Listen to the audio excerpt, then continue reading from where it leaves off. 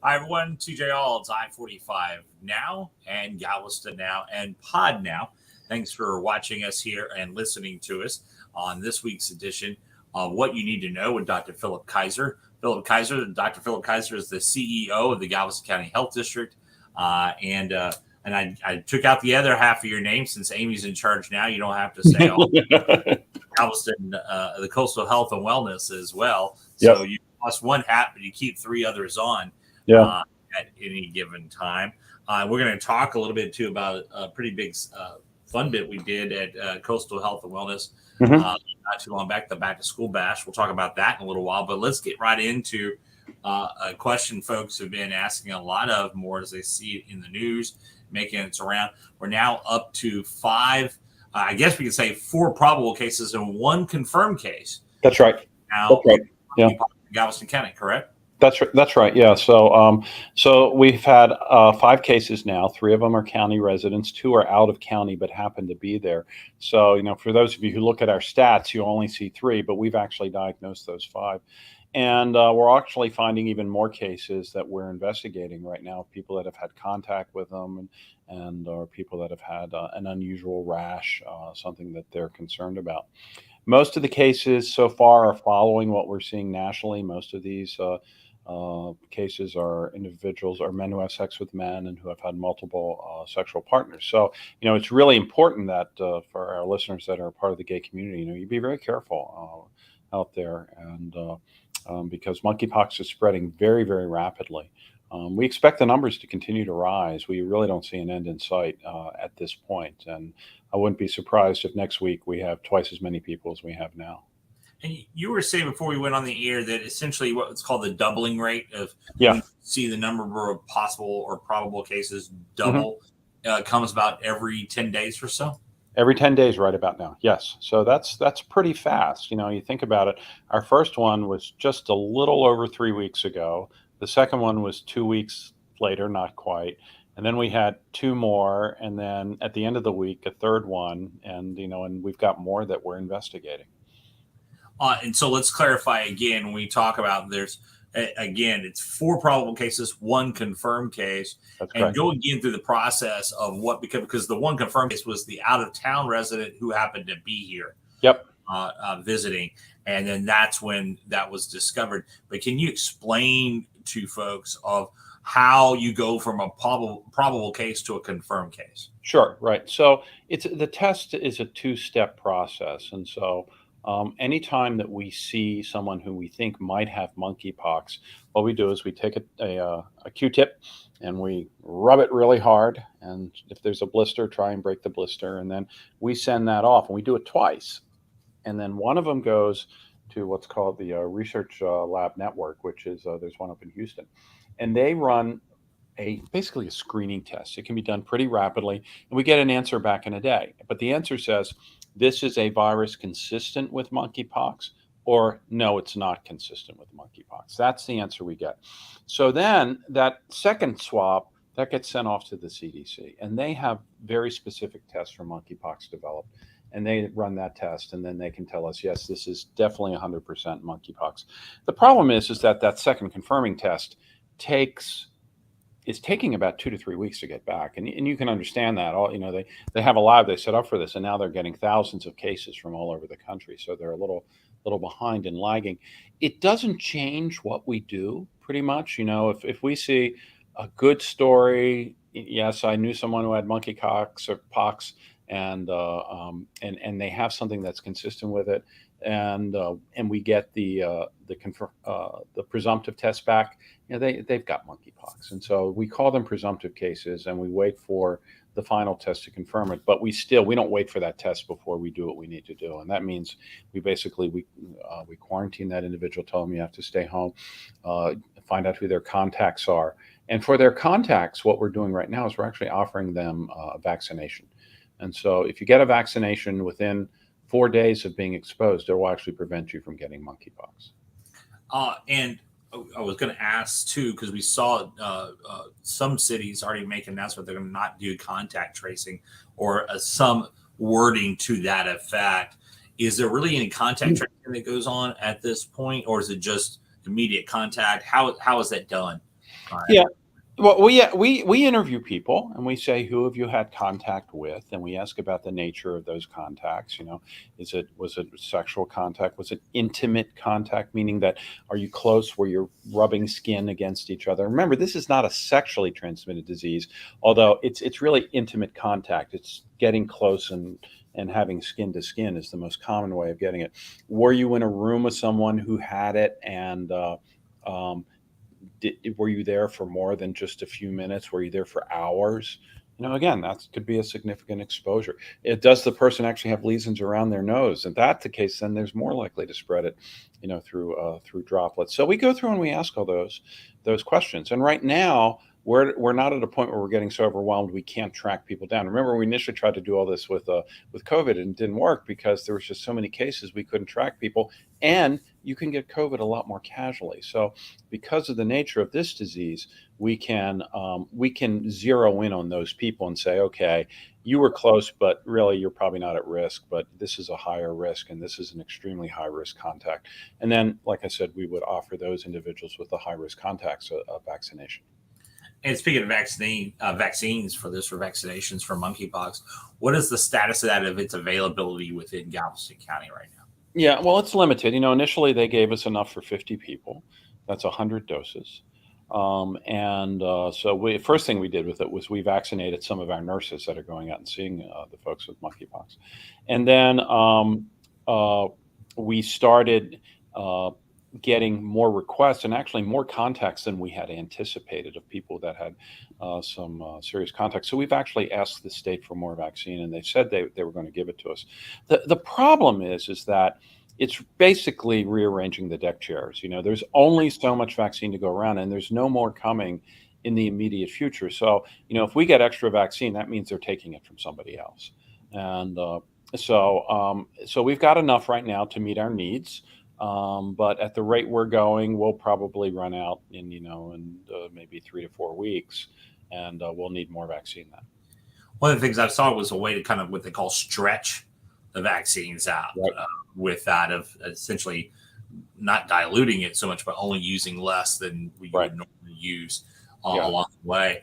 I wonder though too is that just in case there's some concerns by folks who are maybe watching or listening right now, that the monkeypox vaccine has actually been around for a while. This is not a newly developed vaccine, correct? That's right. And it's licensed by the FDA. It's hard to get because, who thought we would need to give people monkeypox, right? So the federal government had this and has been storing it for a very, very long time. The idea about stretching it is that instead of, right now, it's what's called an intramuscular thing. So you stick it all the way in. It hurts. And the other way to do it is to take a small amount and just kind of do it right underneath the skin. That hasn't been approved by the FDA, and the state hasn't told us that we could go ahead and do it. And there's a lot of people are skeptical of that. So we haven't gone to that yet. The one thing though that we can do is that if you've had a smallpox vaccine, you only need one shot. So this is a 2-shot series like we saw with COVID initially, and you get one at day 1 and then one at 3 weeks later. And if you've already had a smallpox vaccine, and you can know because you'll have the scar on your arm, then you would only need one shot. Because in many ways, that the smallpox vaccine, some of those carry over into the monkeypox vaccine. Right, because they're very closely related viruses. In some way, the way to think about monkeypox is that it's smallpox wimpy little cousin. It transmits the same way, it makes people sick in the same ways, but not as sick. And fortunately, so far, the hospitalization rate's been pretty low, and there have been no deaths in the United States. Let's move on to another subject then, as we stay focused on monkeypox in some points, but COVID-19 still around with us. The new variant is seeing it. We're at about 28, almost 3,000 active cases right now. Again, talking about 3,000 or 2,800 here, almost 2,900 would sound like a lot particularly if we were talking about this 2 years ago. Boy, ain't that the truth? Right. How time changes everything, right? Right. Plus, or even a year ago, but at this time, when we talk about a number of active cases here, there is less concern, less worry, maybe not by folks like yourselves, because you're always worried about something there, but that in general, there's more of a manageable care that now takes place, Right. Even with the numbers that high right now, correct? Yeah, no, that's true. And so we're seeing very different trends this go around compared to the other ones. And I think the most important thing is that we're not seeing people getting hospitalized at the same rate as they did even in January. And many of the people that are getting hospitalized, that we're being told, by UTMB, that these people are sick with COVID, not sick because of COVID. The other thing we're seeing is that the number of people getting hospitalized versus the number of hospital days, it's much, much shorter. People are getting hospitalized. They're staying for a day or 2, 3, 4 days. They're not staying for 3 weeks, 4 weeks, which is what we saw before. And then finally, we've actually seen a huge drop in the death rate. We've had 18 deaths since March 1st. Now, if you think back in January, we had days when we had 18 deaths, so that's huge difference. And, the question is why is that happening? Well, I think it's a combination of things. I think everyone agrees that the virus that's circulating now is more infectious, and it's pretty hard to avoid. I went 2.5 years without getting it. And then, last month I got it. And so it can evade the immune system, but it doesn't make people as sick. And then the second thing is that we have a lot more tools in our armamentarium to fight the COVID. So we have Paxlovid, we have molnupiravir, we've got remdesivir, we have monoclonal antibodies. And then on top of that, most people have been vaccinated with something. So even though this gets around the immune system, that vaccination that you got is helping prevent you from getting much sicker. So things I think have changed very, very dramatically compared to where they were certainly a year ago, and even 6 months ago in January.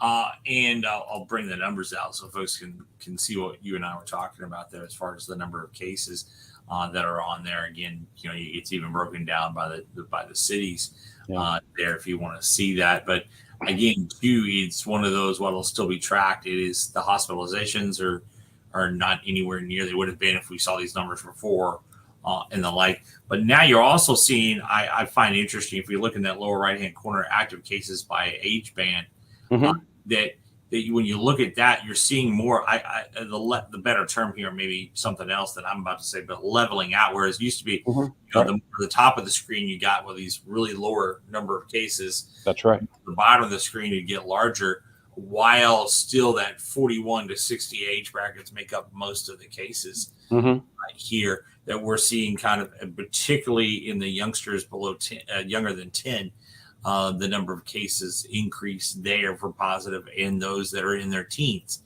the number of cases increase as well. Is that just because we're just getting out and about more at this point than it was early on? And if this variant really is not something that stays away from anybody, no matter what their age group is? Yeah, I think it really, the latter is true. I think this thing is just so infectious, it's getting everybody.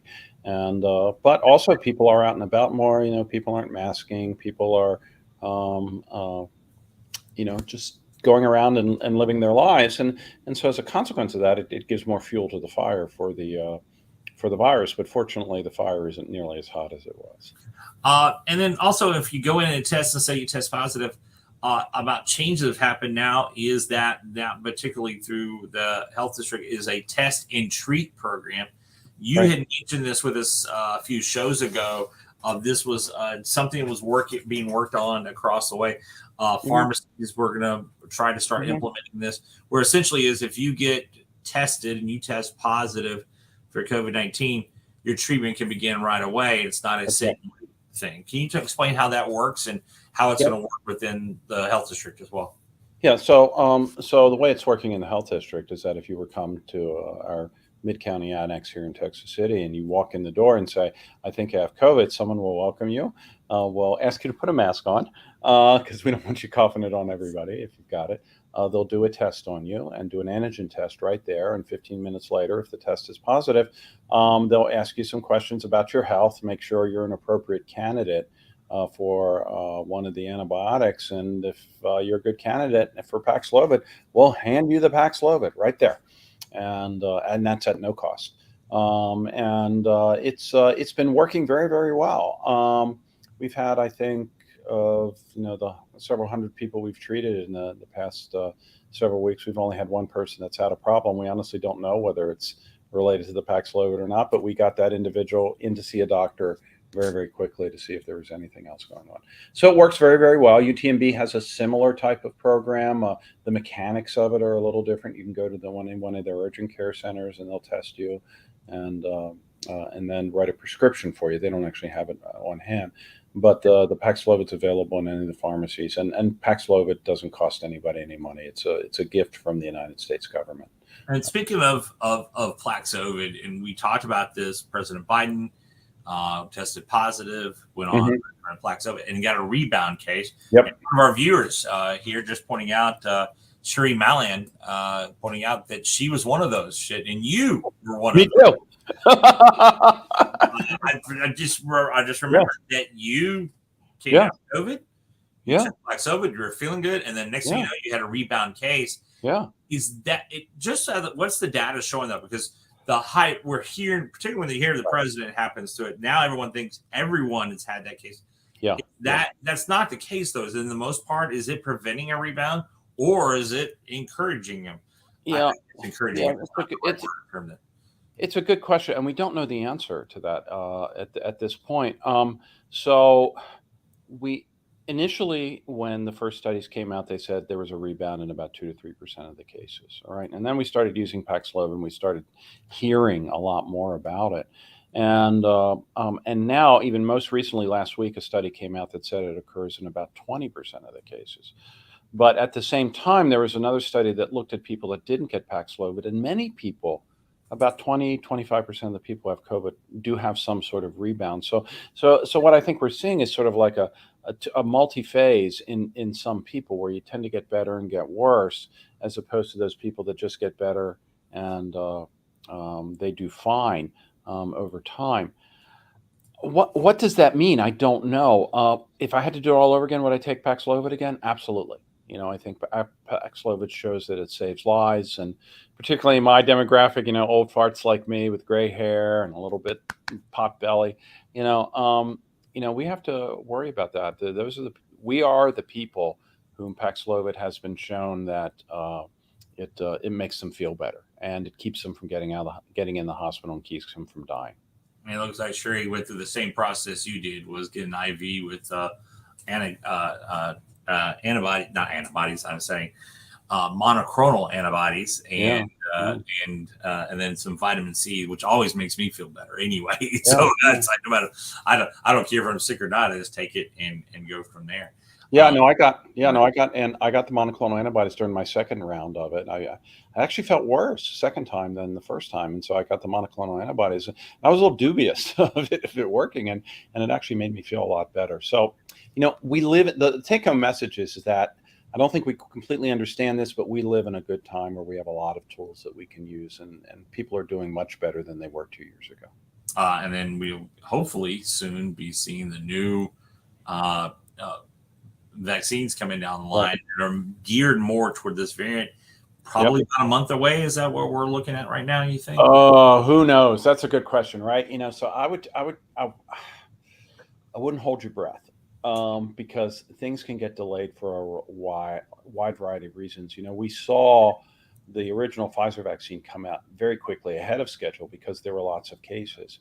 And now they've developed this vaccine, and so they're talking about fall, but who knows what they mean by fall? Do they mean September? Do they mean November? And my advice to people is, if you're due for your third or fourth dose, go ahead and get it, and then get the new vaccine when it comes out. It's not going to be harmful to get multiple doses of the vaccine, and I've already had my fourth dose, and I'm waiting for the new one as well. And speaking of vaccines and the back to school immunizations, we just mentioned of an exciting event, fun event happened at Coastal Health and Wellness and the Health a couple of Saturdays ago. The back to school bash, and over 1,000 families came out that day. It was packed. Some could get immunizations for back to school too, and that's one of the things that you're encouraging folks right now is to go ahead and get your back to school. Absolutely. Because we have classes resuming next week. There are some state mandated vaccines, and you can come by Coastal Health and Wellness and schedule those up, right? Right. Yeah, we have everything you need to get your kids back into school, and so we would encourage people to come. We're probably the cheapest guys in town. I remember I was a kid growing up, a guy sold furniture. That was his motto: I'm the cheapest guy in town. So now we're the cheapest guys in town. We can have the vaccines for all stages, all the way up to college. And so it's important that parents realize that, for their kids who are entering college, they do have to have a meningitis shot. And if they haven't had that yet, we've got that too. So we've got everything anybody needs to go back to school. And we would encourage you to come in and get that done. In fact, your timing was very good. That's Alex, young man, went to Texas High School's off to college, way up north in Chicago, on a college scholarship, and that's what he was getting was his meningitis vaccine. Which is, explain this to me. Why is it going off to college? It's more important to get that because of living in the dorm. That's the reason. And so, we learned about meningitis epidemics during World War I. So for the first time in American history, you take young men, 18, 19-year-olds from all over the country, and you put them in these huge army barracks where they're sleeping next to each other. And we started seeing meningitis outbreaks, and these people were naive. And so what happens is when you go to college, if you don't have good immunity, you're more susceptible. Is it a common infection? No. In fact, it's very uncommon, but it kills people. And, it kills 19-year-olds. And nobody wants to see that happen. And so that's why it's a requirement for when you go to school, go away to school. And there's, what are you seeing as, because I've been hearing a lot from a lot of pharmacists and doctors and pediatricians, I should say, in our area, who are concerned because of what has become vaccine fatigue in many ways, because of the fight over that the folks are not getting their regular immunization are in there, even though some are state required. Are you seeing that trend on a local level as well? Oh, sure. And probably what we see more than people just refusing all vaccines is kind of mix and match. Well, I'll take this one, but I don't want that one.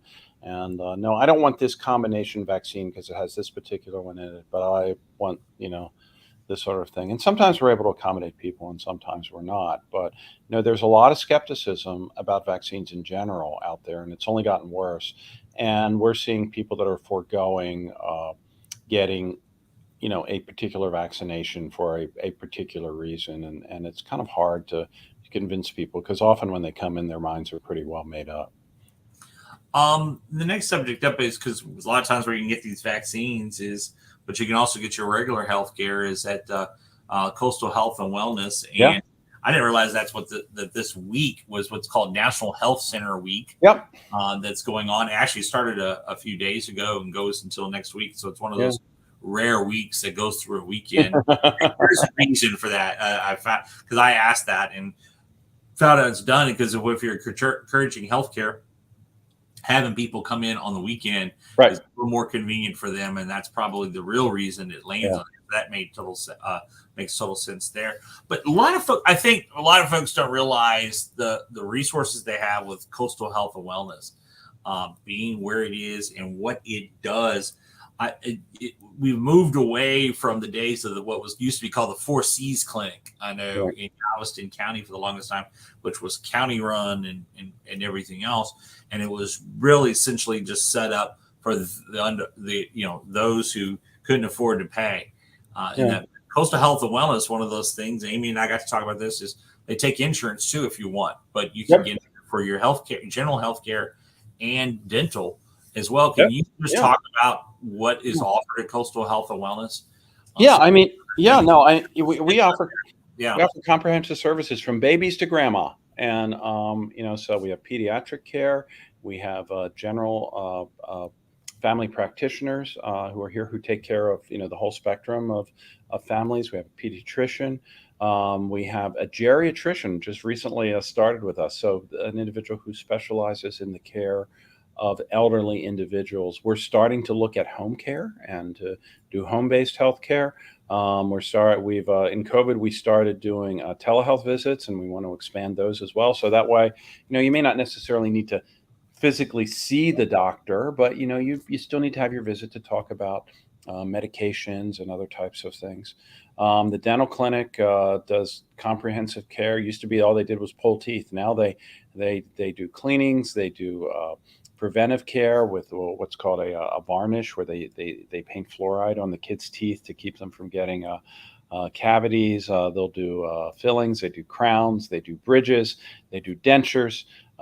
They do root canals. Of course, everybody hates that, but when you have a bad tooth and you need somebody to do a root canal, you're very grateful for it. So so it really is. We're really trying to expand the services that we do to be a comprehensive clinic to provide for those people who don't have any place to go and can't afford it. But also, we want to up the level of care so people who do have other places to go will choose us.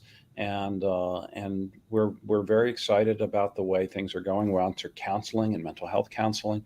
We're going to be offering rehabilitative services with the chiropractic college. So we've had a lot of changes, a lot of growth, adding more staff.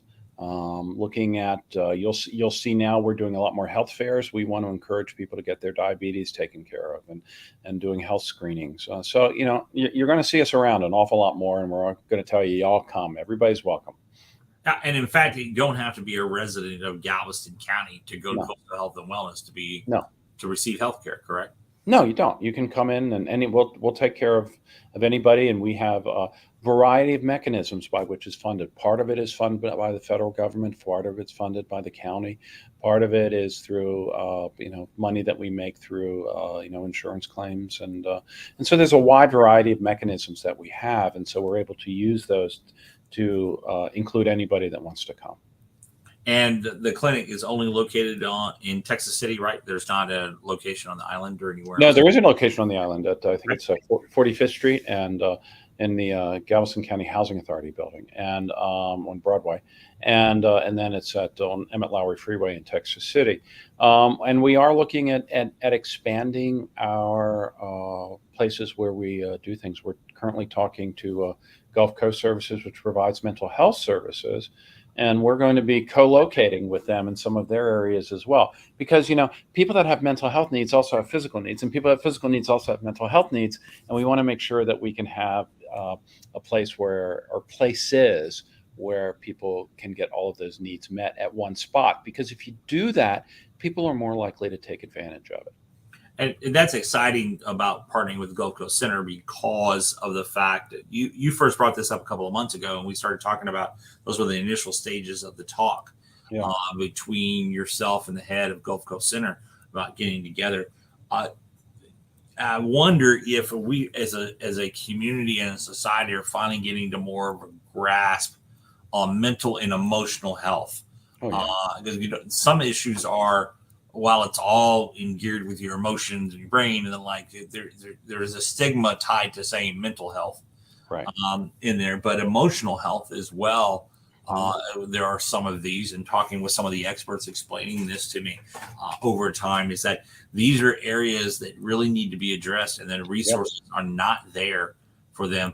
Well, thank goodness, I guess, we have Gulf Coast Center here, and they can partner with y'all on that as well. Yeah. So, so I think COVID really brought that out. How many people were saying, I'm going crazy, right? And I think we all felt that. But with that, it opened up the discussion that, as human beings, we have needs, and we have emotional needs, and we have mental health needs, and a more frank and open discussion for those mental health needs. And then, some of the gun violence that we've seen were clearly people were severely mentally ill, and it was clear to everyone around them, but there wasn't, a way to do something about it or a way to provide services for them.